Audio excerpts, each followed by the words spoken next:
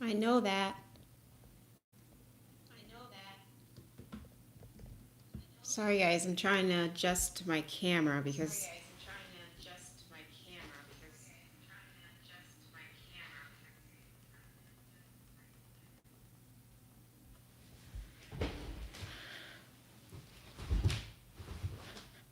Okay, it's weird. Okay, I guess that's better.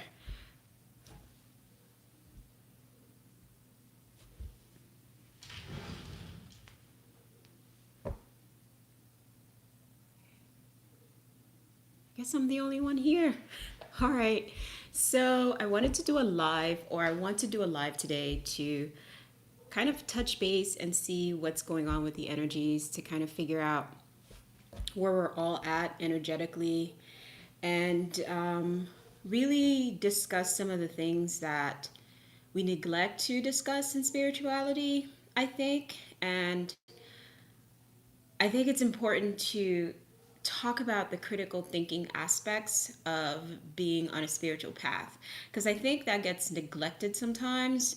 We kind of go off the clouds a little bit, and I've touched base on this in other podcasts where I've talked about really figuring out how to not only be on a spiritual path of discovering who you are, getting to know who you are, getting to know how you interact with your environment, but also understanding how to critically process that information.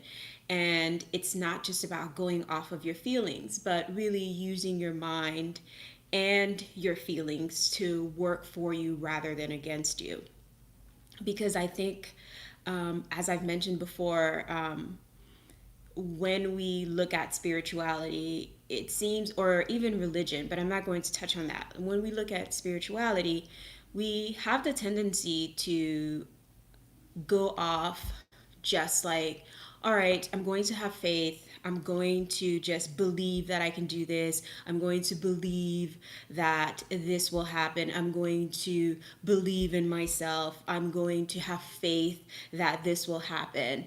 And I hope that this will happen. And I'm not criticizing anybody because I also go through those processes of having faith, of being in hope, of following my feelings. But I think at the same time, we have to use critical thinking and processes in order to kind of find a balance. Because if you listen to my last podcast about Earth, where are we? What's the purpose of our journey here on Earth? It is my understanding right now, as I'm processing my journey, that this is a place where we come to find balance, to acknowledge that there are dualistic natures here, but not to fall into one end of the spectrum or another, but to find a way to balance the two spectrums of the energy that's happening on this planet, on this space, or in this space, or this womb, whatever you want to call it. There's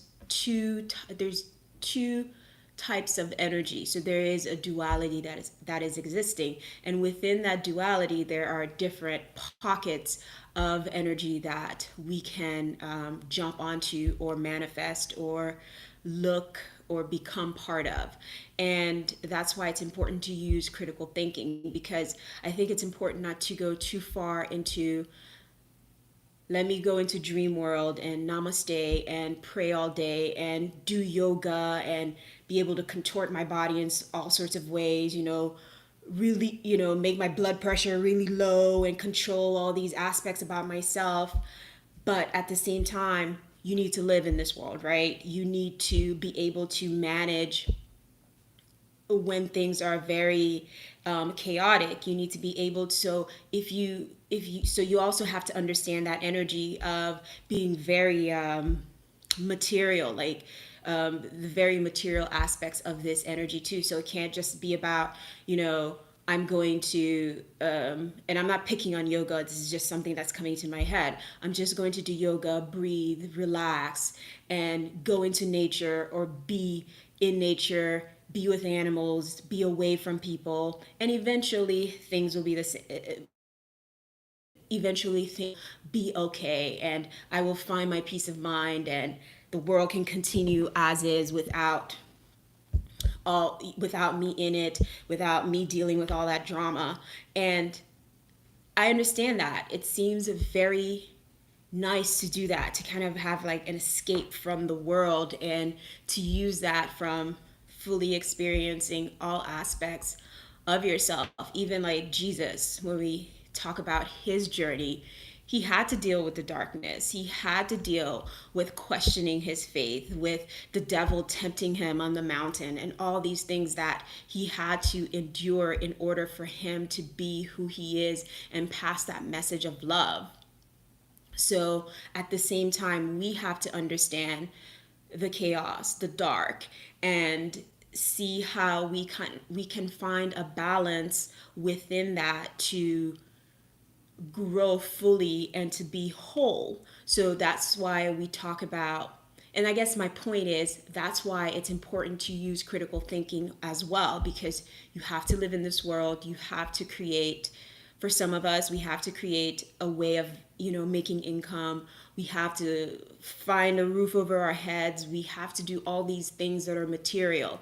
We get involved in policy and procedure that have long effects on generations after us. We make decisions now that can affect many generations, just as the generations before us have made decisions that we are enduring right now, have made decisions not to be involved, or have made decisions to be involved. And and at the same time, those decisions get caught up in the agenda of this.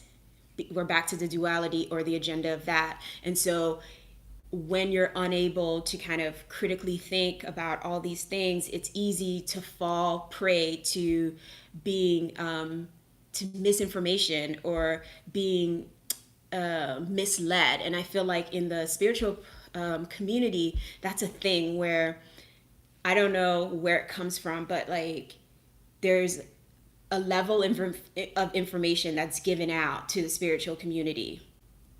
And within that, it's assimilated, or it's given to us, or it's put into the consciousness, and there's never really any critical like process of why that is. It's just like, I'll use twin souls for example, because that's like a really big thing right now, or star seeds. But twin souls seems to be like twin flames, whatever you want to call it. That's like a thing.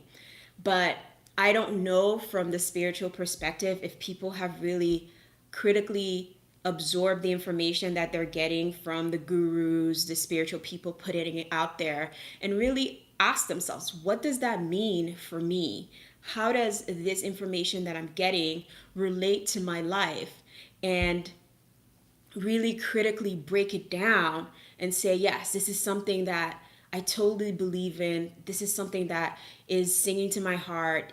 And this is something that I feel deep down in my soul that this is correct. This is something that is not another misinformation to guide me away from searching within myself for my wholeness, rather than putting me out there to search for someone else to find my wholeness.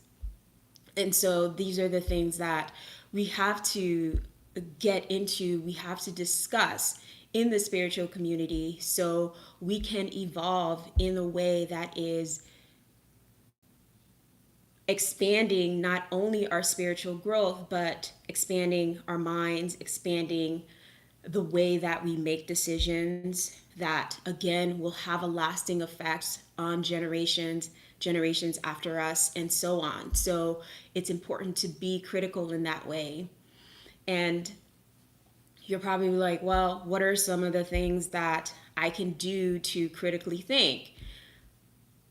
At this time, like, I can't tell you this and that. Like the other day I was researching, because I'm also learning to be more critical, not to just take things in and absorb them in a sense where it's just my feelings, but I'm really thinking about it in my mind and saying, like I mentioned before, how does this make sense? What about this makes sense to me? What about this doesn't make sense to me? And at the same time, I'm paying attention to my feelings. How do I feel about this when I hear it? And I'll give you an example. Like, there are people, because I don't listen to politics, like I don't listen to the news, but I do try to get informed with regards to what the dualistic nature is thinking about. And in the United States, we have a bipartisan party, Democrats, Republicans, and things in between trying to come up. And there are a lot of people who have differing opinions about what's best for human nature, what's best for the evolution. Some people think we should be crowded in cities and put together and grow vegetables on the roof and have solar panels and share and do all these things that seem really good on paper. They seem really great. Us being a community, a collective, and sharing with each other and caring for each other. But there are people who are not that evolved, and they're not going to want to do that. And I'm not saying not caring about each other is not being evolved. What I'm saying is there are people who are just not going to be at that space where they want to sacrifice themselves for others that they are not blood related to, that they are not close to. Then you have people who don't want to do anything. They want to be taken care of. And I'm not saying that's a majority of the population, but there are people out there that are like that. And so when we, as a collective or as a community, want to create structures where we're like, everyone should be pushed to the cities, everyone should be riding bikes, everyone should be vegan or vegetarian and not like eat animals or not drive cars or not take fossil fuel from Mother Earth. It's blood. It gets like really emotional. But the thing is, we're all on a journey of self discovery, and you can't change someone's process and you can't force your process on someone else. Even though we're all collectively together and we're all collectively having an experience and we're connected in that way. But at the same time, I'm unique, you're unique. Just like, take your body, for instance. I like to use that because it's something that you're intimate with. Take your cells, your organs, and think about, put your mind into the perspective of your organs, and then break that down into the perspective of the cells that form that organ, and then break that down into the cells that form your body to make you whole. There is a connection there, which is you, but at the same time, there is an evolve or an evolution that is slightly different, slightly unique, which is going to make you unique, which is going to make the person sitting next to me slightly unique, and so on and so on. So when we use ourselves as an example, it becomes more easier to kind of think of the global or the collective consciousness in the same way. Like, your heart, even though the cells that make up your heart are cells that make you, they're different from your liver cells. And you're not going to want to force your heart cells to become liver cells. Like, you know what I'm saying? I hope that's making sense. And so when we think about all these things, that policies and things that are coming into the collective consciousness that is influencing the spiritual growth of everyone, we have to critically think about these things. And like I said before, it's important to start with you, because when you start with you and understand you from a macro, micro perspective, you're able to expand that into a macro perspective of how the world, the universe works. You're like the perfect example of that. Nature is another perfect example of that. Like, you go into an ecosystem that's undisturbed by humans, every plant, animal that's inhabited in that ecosystem does their thing for the ecosystem to work. Like, the the mongoose is not telling the other animals, I don't know, where, all the ecosystems and stuff and the animals that, work together, but they're not telling the mongoose, like, the mongoose is not telling another animal, hey, you can't do that. That's, and then the mongoose is like, is not also telling the animal, like, well, I like this, you don't like this, so I'm just going to force you to do that. I'm just going to implement you to do that. And then the argument can be, well, we're higher thinking. We're higher, we have mental processes that allow us to think on higher levels. And so that's the argument is not very relevant. But it's just to give you an understanding of perspective and how to relate yourself to others and how to kind of move away from judging somebody in a way that has you looking down on them versus you judging a situation and saying, okay, I understand this person's perspective, or I don't understand this person's perspective. What can I learn from them? So, going back to critical thinking, I've been researching it. I've had this book called Clear Thinking since I was in high school, I think, or even middle school. And I've carried it around with me and I've attempted to read it many times. I start, stop, start, stop. But I've been trying to read it again. But me, I like notes, like cheat notes. I just want to know, blah, blah, blah, blah, blah, blah, blah. And so I was listening. I've listened to Jordan Peterson. I've listened to academics. By academics, I mean people with high levels of degrees who speak in languages or in what I like to call dictionary words. Like it's not layman's words. It's everything is a dictionary word, and most of it sometimes you have to look it up. You're like, what the heck is this person saying? And you're like, oh, they could have just said this, or somebody referencing an author from like way back in the days, right? The language has changed. So when you're reading an author, one can't come to mind, but like an author from, I don't know, the 18th century or even the 19th century, the language is going to be different. So it's going to be harder for, like, I don't know what period Nietzsche's from, but Nietzsche, whatever. If you read his work and you're not used to the language, it's difficult to read. And some people, that's how they speak all the time. And when you go through higher levels of education, there is a tendency to have this feeling that you should be the ruling class. And I'm not talking about politics, I'm not getting into politics. I am just giving you an example of what happens when someone is very critical and does lacks spirituality. And I'm not saying Jordan Peterson is that person. I'm just using him as an example because I believe, or he is a very academic, high level thinker. And there are others too. Like I was getting into economics because I was trying to understand like free market stuff.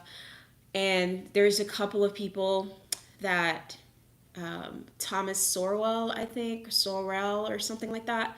But he's another very academic person, sees things from a very black and white kind of perspective. And when I listen to them, everything they say, even Jordan Peterson, when I listen to him, everything he says makes sense from an intellectual perspective.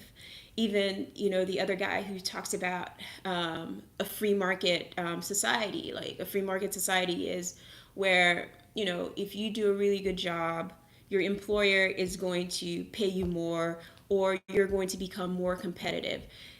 In a free market environment or society, there aren't any rules that protect your job. There aren't any rules that give you time off, that give you medical leave, that do all these things. But from a spiritual perspective, when I listen to those things, the question becomes to, or the question that arises for me is, what about the people who are just naturally not at that space to be equal, or who are susceptible to, let's say, an employee or a person looking for a job is not, is very is is very smart, but they're an introvert, and they they seem awkward. And so, and then you have another person who's probably equally as talented, but they are more open to like talking, they're more extroverted. So in a free market, the person who's probably more extroverted and smart is probably going to get to be more competitive to get the job that's available versus the person who's smart but is an introvert. But when you have laws to protect people from like to protect people, and they allow themselves to be who they are, it it has to be considered from a spiritual perspective. From an academic perspective, it's like, all right, the person who's an introvert and who's an extrovert and very smart is more likely going to get the job. But from a spiritual perspective, how do we help the person who, from a spiritual perspective, we also consider the person who is not very extroverted? How do we help them? How do we what considerations do we need to take that employers don't pass them up because they are an introvert, because they are quiet but they still can do their jobs? So it's not about this or that. I think a lot of times it's about, how do we find balance and be able to talk to each other, like the free market people and the people who just want to protect and have all different kinds of diversity. And you can't, you hire women, you hire people of color, you hire people of a certain income level, and all these things, they have to be considered academically as well as spiritually. It can't just be one or the other. And that's why it's important for us to be able to critically think as spiritual people and make those decisions where it's not like, all right, everything for the collective, yes, let's do all of this stuff, let's take care of the poor, let's do all these things, let's figure out what to do, and do all these different things that sometimes probably don't help. I'll use California as a like an example of a state or a society or a community that's very liberal, very open. It has so many social programs, so many things to help, but yet there's still a really big homeless problem. And California is like, a lot of the spiritual like schools and people and thoughts just came out of that environment. So there's a problem that we're neglecting to see. And so that's why it's important not to just be all academic and all spiritual, because we have to find a balance. We have to be able to be critical. And if you're all academic, you have to be able to connect spiritually, because you're going to miss some things that are just about essential human nature. Like you're just going to put everybody in a bucket and assume that because you're, and I've heard very smart quote unquote people say this, like, people of a certain IQ should be the ones running the world. People of a certain intellect should be the ones in power, should be the ones who hold major positions of power, of influence. And so, from a spiritual perspective, I don't know, a lot of spiritual people are not looking for power. They're not looking for these positions. most spiritual people, like Jesus, I will use him, looking to enlighten the world, to do what he was sent to do, to give people a different perspective on how to live a life here on earth, and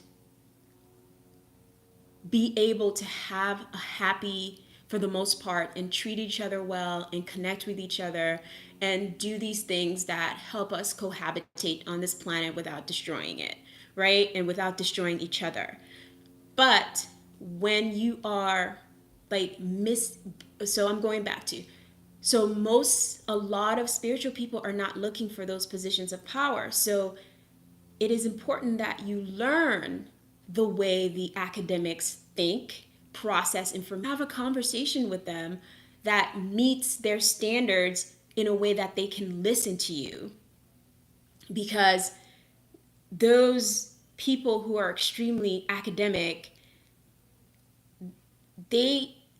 I don't want to say, but a lot of times when you're extremely academic, when you're extremely scientific, your level of faith about the undiscovered is not that high. You're always going to want scientific facts. You're always going to want analysis. You're always going to want proofs of what is happening. It's not going to be like, oh, well, let's have faith that this happens. Let's have faith that we can do this together. So again, it's important to really get to that place where you're critically thinking and being able to articulate yourself, which I'm working on, your thoughts in a very concise way where you can have a discussion with someone who is extremely academic, and you coming from a spiritual place can make that connection with them, where you're not talking about aliens in 5D and we're all on another, this is another plane, this is blah, blah, blah, this is not real, this is a projection, which there are people who study this on a scientific perspective who say this is all an illusion, this is all a projection of our minds, our experience right here. And those people are probably more open to discussing it with you, but I'm talking about the academics who are probably not.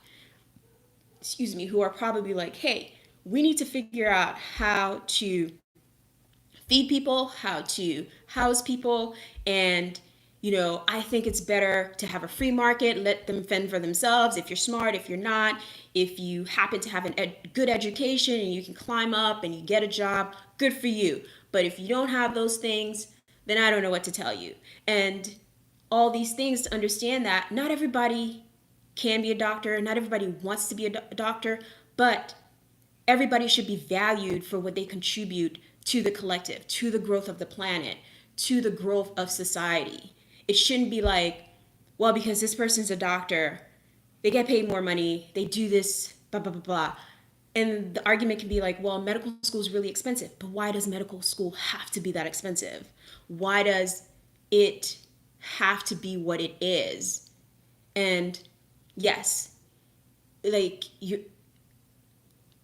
so I'm not going to get into it, because you can be like, well, you get rewarded for your brain capacity to be able to do that challenge, right? But if you are around something long enough and you can train somebody to be a doctor, that's a possibility. Like, for example, somebody may be able to train to be a doctor within 4 years, and somebody else might take them 8-10 years to do that, because they process things differently, I guess is what I'm trying to say. And the academic person doesn't see it that way. Like, I would assume they say, you know what, you get tested, you do well on your test, you get into higher education, and that is your progression. I don't care if, doing the test, you get nervous. I don't care if during the test you blank out. I don't care if you have a learning disability. That's not my problem. This is the standard, and this is the standard that you need to be on. And as a spiritual person, I think it's our job to say, I understand you believe that's the standard, but you can't put everybody in a box. So let's figure out how to help everyone contribute to the growth of everyone. And let's figure out a way to have balance of mind and balance of heart, because that's what this is about. Balancing the mind and the heart, balancing the ego and the heart, balancing all of it. so we can really have those kinds of connections with each other. So that's what I wanted to talk about in that respect. I hope the information was coherent because I know I was going off on a lot of different kind of roads to try to give you examples of what I'm trying to convey to you, what I'm trying to present to you. So I really hope that was helpful to you. Now, for the month of March, that's what we're in? No, we're in May. Wow. It seems like I know what day it is because I'm still working from home, but yeah, it just turned May. So, May, I get the feeling that May is going to be one of those months where we're trying to figure things out, and I'm going to say it, where we're trying to get balanced again because we've been thrown off balance. There was one way that most of us were living life, and then we had to live in another way, and it was very extreme. You went from this to that. And this is Gemini season, right? So Gemini's is that dual personality, it's that dual aspect, the twins.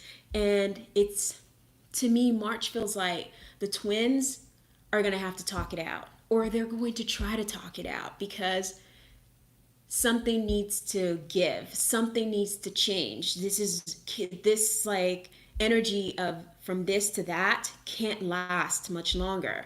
It's like that fire that started with Aries, it's going to burst with that air from Gemini, because Gemini is an air sign, Aries is a fire sign.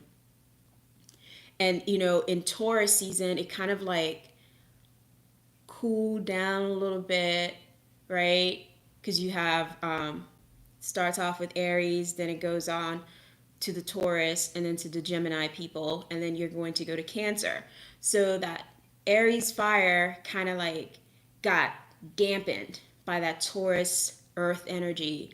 And now what's left of it is going to get riled up again by that air energy.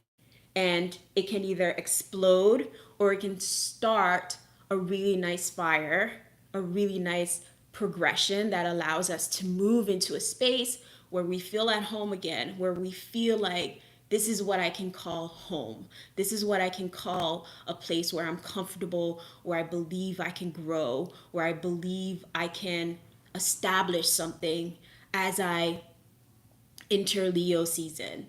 So from Gemini season, Mar- um, April feels like we're going to, no, I'm sorry, May. Are we in May? Yes, we're in May. I'm so sorry. The time just seems, it's all at once. Time is just all at once, seriously. Um, in May, because we just entered May. So in May, as we approach Gemini season, we're already in Gemini season, that fire, that air energy, it's going to have to find its balance for us to be able to get back into a space of feeling like we're comfortable in our own skin, feeling like we're comfortable in our environment, feeling like, you know what, this happened, but I have a feeling that, because cancer is feeling, right? I have a feeling that it's going to get better. I have a feeling that it's not just going to be what it was, but we're evolving into something that is different, but better.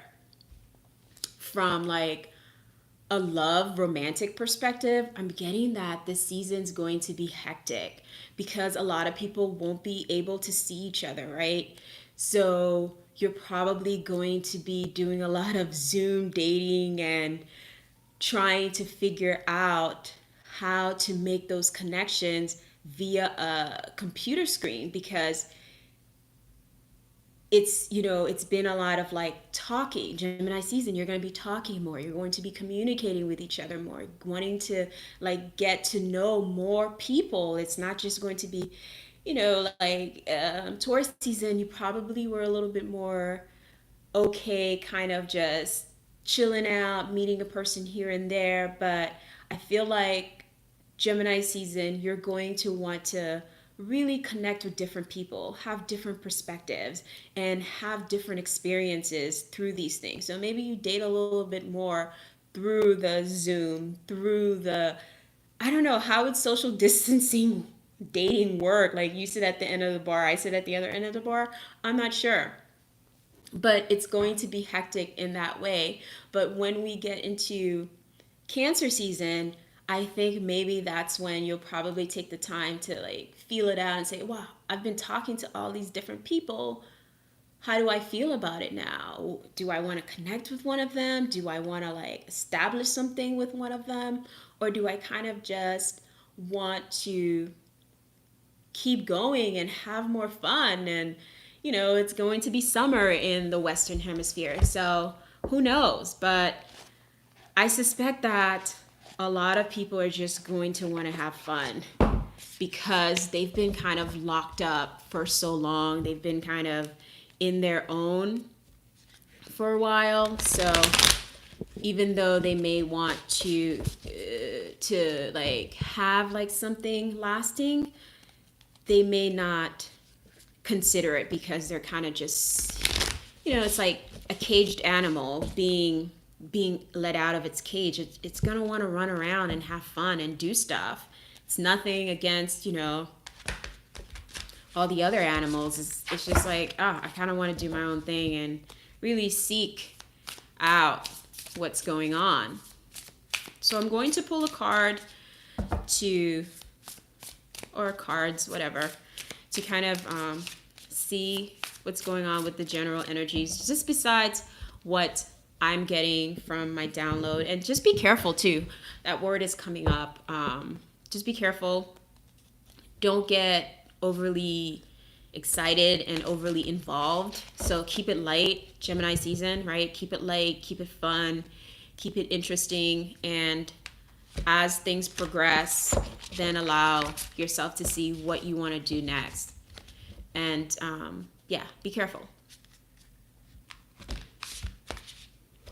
I don't know why that word keeps popping up. Be careful, be careful. So just mind that. I don't see any danger. I think physical danger. I just think be careful like about your feelings. Be careful about how much you're putting out there, given that most of this is happening on a digital platform right now. I feel like you need to be in front of somebody. You need to connect with them. You need to feel their energy, like one-on-one. You can connect the way I'm connecting with you. Like I tap into the energy and I talk to you. Some of it's going to be relevant, some of it's not.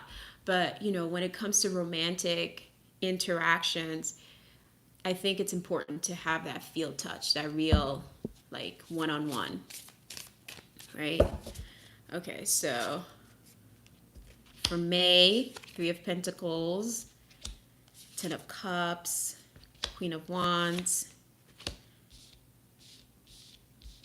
So I'm not going to show you I will show you the cards when I pick them up, but as far as the layout, I'm sorry, but I don't have the setup to show you the cards.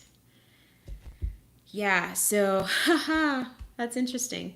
Okay, so coming into May, you have the 3 of Pentacles, and that's people working together, trying to find a solution. Red light, green light, blue light. Like, go, stop. It's like that kind of energy, and it's about connecting to the heart chakra. It's about connecting to the sacral chakra and connecting to your base chakra. And also your solar plexus, to kind of get a feeling of like, how do I connect? How do I work with others to be able to contribute to the movement forward of what we're trying to do? And it's going to be a slow process, but that's okay, right? Because sometimes when there are big stakes on the table, we don't want to rush into anything. You kind of want to take your time to figure out what's going on, to figure out the balance, to figure out the thoughts that you're having, the connections that you're having, the conversations that you're having with others, and decide what you're going to create with that, what you're going to do with that, and how working together and finding all your different skills for the greater good or for the greater movement or accomplishment, how are you going to do that together and still be able to do your own thing individually and still be able to grow your own talents? Right? So that's how you're coming, that's how the collective is coming into May. And what this energy allows you to do is have some happy beginnings and endings. Like really find ways to have joyous moments with each other, from understanding your feelings, from understanding that hey, things are not exactly the way that we want them to be, but we're working together and figuring it out together how to make this happy, how to end whatever we've been enduring and bring it into a space where it's like there is a level of contentment, but we're ready to move away. Like, we're ready to move forward. This is like, I'm ready to move forward. Yes, I'm connecting with people. Yes. And I'm connecting with people via like the restrictions I've been given. Like, I haven't shut myself off from people. I'm working with people to try to figure out a solution. But at the same time, I'm ready to like get out. I'm ready to do things. I'm ready for something else. And this will really help to put a fire into your belly. Like, once you can figure out how to move forward from being where we've been, like, as I mentioned before, the Queen of Wands energy is like, I'm ready to do something else. This is like my magic. I need to like let loose. I need to do things. I need to connect, like not just, computer love or computer connection, but I need to get out there. It's time to end this computer love connection, and it's like it's time for us to like make some fires and touch and connect, and make it something that it hasn't been, right? Because you're ready for, like, we're all ready for a new space, like the Page of Wands energy. I'm ready to do something different with my energy. I'm ready to take it to another level that I haven't been able to take it because I've been moving so slowly in progressing forward. I've been moving so slowly in those connections that I've been making because of the situation that we all find ourselves in. Things have slowed down greatly. The way that we work with each other has changed. The way that we work with each other has slowed down. We're no longer like boom, boom, boom, moving around a million miles an hour. Now it's like slow and it's taking time, and sometimes you have to wait for somebody else to finish their part before you can do your part, and that's natural, like in the way that we do things and when we're working together in a group. But with this situation, it's made it seem slower. It's just made it seem like I can't do what I want to do. But as you progress through May and you get the fire back in your belly, you're able to like come into a new space with a new spirit of mind. Like, yes, this is new, but I'm not going to look at all the uh, hurdles of having to be in this new space. But what I'm going to do is I'm going to see it from a youthful perspective where I've just entered university and it's a new perspective. I've just entered a new job. It's a new perspective. I've just entered a new relationship. It's a new perspective. So everything is having that fresh eye, that fresh perspective about how you're going to um, how you're going to make this energy work for you. And you have the Knight of Wands. So the Knight of Wands is beating at its own drum, right?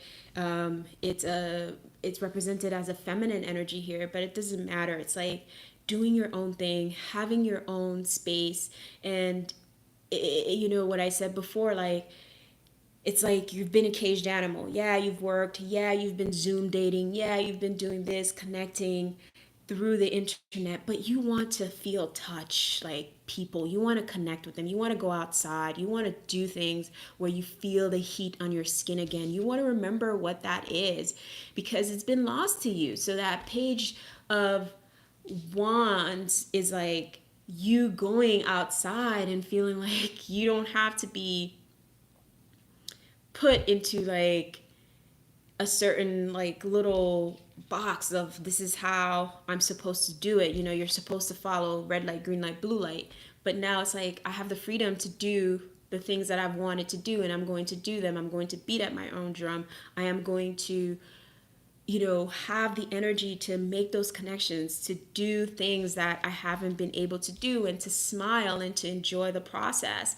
And just be careful because you might burn out really fast. Remember, cage animal being let out of its cage, it's just going to want to do and connect with people and to do things. But just be mindful not to burn yourself out with this energy. And I feel like a lot of you are going to be more confident about those interactions that you're going to be making, or not just about the interactions, but the way that you're going to be using your energy. You're going to be more confident. You're going to be more like, oh my God, like this is what I've wanted to do. The time that I've been off, or the time that I've had to kind of reflect and connect with myself, it's really helped me to figure out that I am ready to beat at my own drum, that I am ready to go after something that I want. And you end this energy with the tower energy. So a sense of enlightenment, a sense of like, wow, I understand things are different. I understand things that my foundation had to be rocked for me to discover something new, for me to be able to step into a new version of myself, for me to be able to step into an understanding of what I want to do, what I want to cherish in the world, what I want to grow, what I want to participate in. And that tower energy, although it looks kind of destructive because you have this little squirrel, I don't know if you can see it hiding behind, or kind of like hiding, or kind of seeking shelter behind this little bond, this little bush, and like rocks and stuff, and you have this bolt of lightning that shocks its foundation. And it's kind of like what's happened. And maybe we get another shock, maybe we get another like, whoa, what is this? But it's again to give you time to figure out what it is that you truly want to do, what it is that you truly want to contribute to the world, to the collective. And this is not just like a shock in the sense that it's coming outside of you or it's a physical shock, but it's like a light bulb moment, an aha moment. And the word awakening is coming. So maybe some of us get like some information that immediately turns the light bulb on for us, and all the things that we didn't understand start to make sense. All this like crazy chaotic energy, because there's a lot of fire energy here, so there's a lot of chaos happening. There's a lot of like antsy, anxiety like energy, and there's a lot of like things related to your job, your work, what you want to contribute to the world. And then you have a light bulb moment that says, oh wow, this is really interesting. And you see here like the light that comes, and the lightning is the awakening moment, but the light is the information that you get that helps you to manage, that helps you, like I mentioned before, to grow and to have like this moment of clarity, or moments of clarity that can help you move forward.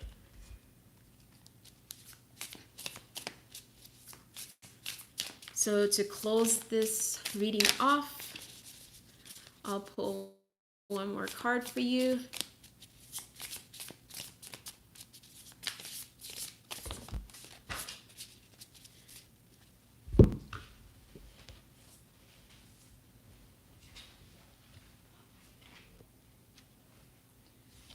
Okay, so this card fell on the floor, so I figured the Hanged Man. So the Hanged Man is about a change in perspective. So This month is going to end with the Tower energy light bulb moment that changes your perspective about something in your life, something that's affecting your life on an energetic level as well as emotional and physical level. And by physical, I mean the way that you end up interacting with the world, with yourself, and understanding more about you.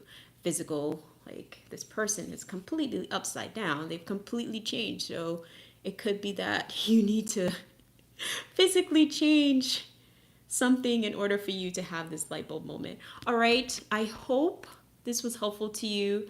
I hope everything that I've said was coherent. If you want to connect with me more, check me on my website, and you can book a session with me, a soul to soul session where we talk, we converse, we try to figure out what your soul is trying to tell you with regards to your growth. We have self development, we talk about relationships and career development, getting to those places where you want to be, where you feel empowered to do and live the life that you want. Also on my site, you'll see my jewelry that I make. I call them soul to soul supplementals because I really think that they help you by reminding you where you want to be if you find yourself out of sorts. And it also just reminds you of the journey that you've decided to take. So that's another, really great thing that I offer besides these readings on YouTube.